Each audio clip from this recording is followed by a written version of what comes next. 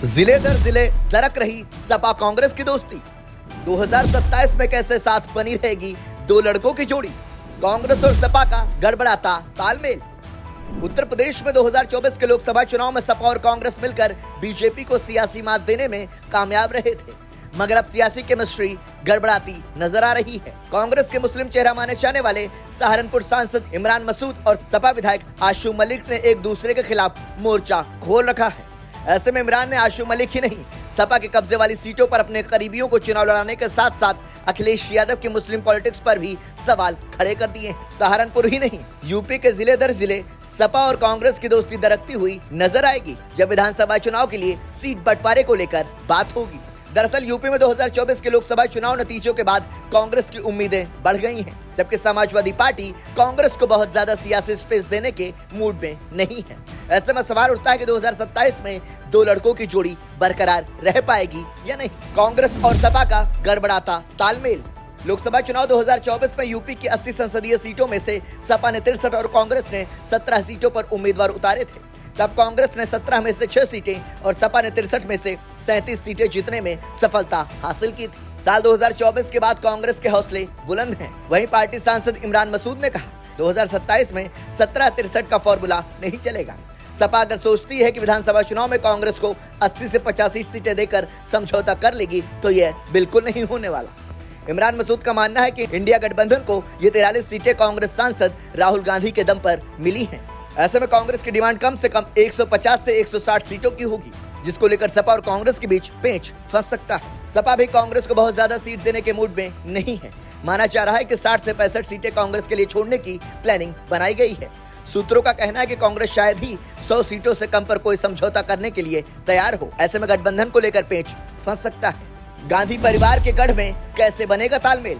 UP के 2027 चुनाव में सहारनपुर ही नहीं, सपा और कांग्रेस की दोस्ती में रायबरेली से लेकर अमेठी, आजमगढ़, बाराबंकी और मुरादाबाद जिले में भी सियासी अड़चनें खड़ी हो सकती हैं। दरअसल रायबरेली की 5 सीटों में से 4 पर सपा का कब्जा है, लेकिन राहुल गांधी के रायबरेली से सांसद बनने के बाद कांग्रेस हर हाल में चुनाव लड़ना चाहती है। कुछ ऐसा ही हाल अमेठी लोकसभा का भी है, जहां 5 सीटों में से समाजवादी पार्टी के पास 2 सीटें हैं, लेकिन कांग्रेस के केएल शर्मा के सांसद बनने के बाद पार्टी की उम्मीदें 2027 को लेकर बढ़ गई हैं। जबकि रायबरेली और अमेठी गांधी परिवार के मजबूत गढ़ होने के चलते कांग्रेस हर हाल में 2027 का विधानसभा चुनाव लड़ना चाहेगी, लेकिन सपा क्या अपने कब्जे वाली सीटें छोड़ने को तैयार होगी, ये बड़ा सवाल है।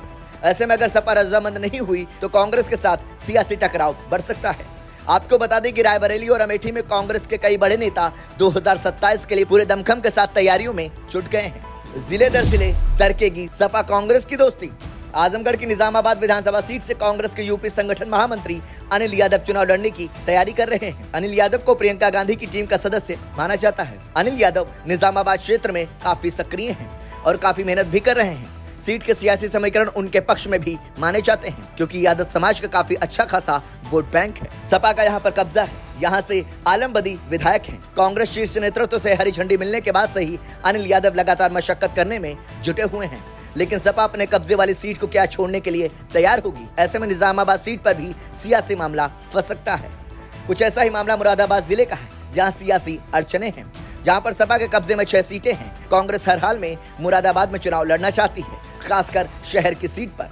दरअसल मेयर के चुनाव में कांग्रेस कैंडिडेट ने बहुत शानदार प्रदर्शन किया था। ऐसे में सपा के लिए मुरादाबाद में सीट छोड़ना आसान नहीं है, लेकिन कांग्रेस भी किसी भी सूरत में अपने कदम पीछे खींचने के लिए तैयार नहीं है। ऐसी ही स्थिति अमरोहा में भी हो सकती है, जहां से कांग्रेस के दिग्गज नेता कुंवर दानिश अली सांसद रहे हैं। दानिश अली अब खुद चुनाव लड़ने की तैयारी कर रहे हैं। इसके अलावा जौनपुर विधानसभा सीट पर भी मामला फंस सकता है, जहां से कांग्रेस के पूर्व विधायक नदीम जावेद चुनाव लड़ने की तैयारी कर रहे हैं। कांग्रेस इस सीट को हर हाल में चाहेगी, लेकिन इस पर सपा यादव मुस्लिम वोटों के समीकरण के चलते दावेदारी कर सकती है।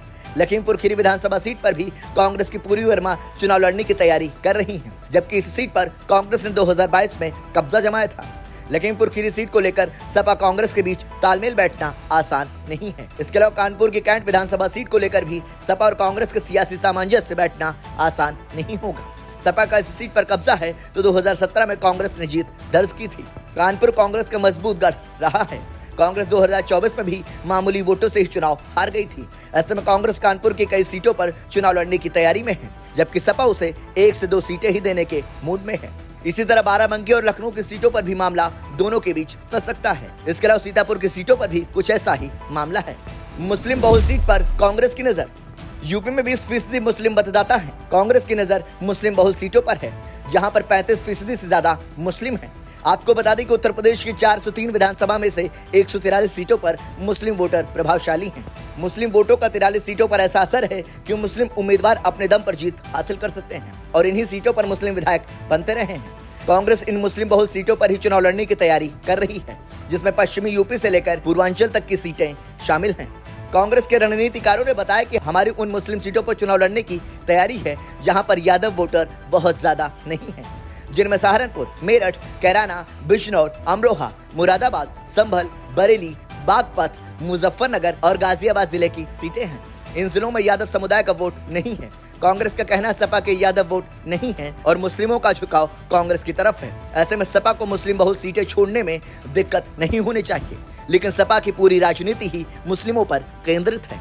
ऐसे में सपा किसी भी सूरत में इन सीटों पर अपनी दावेदारी नहीं छोड़ना चाहती है। इस तरह सपा और कांग्रेस के बीच 2027 विधानसभा चुनाव को लेकर पेच फंसने की पूरी उम्मीद दिखती हुई नजर आ रही है। ब्यूरो रिपोर्ट, संदेश वाहक।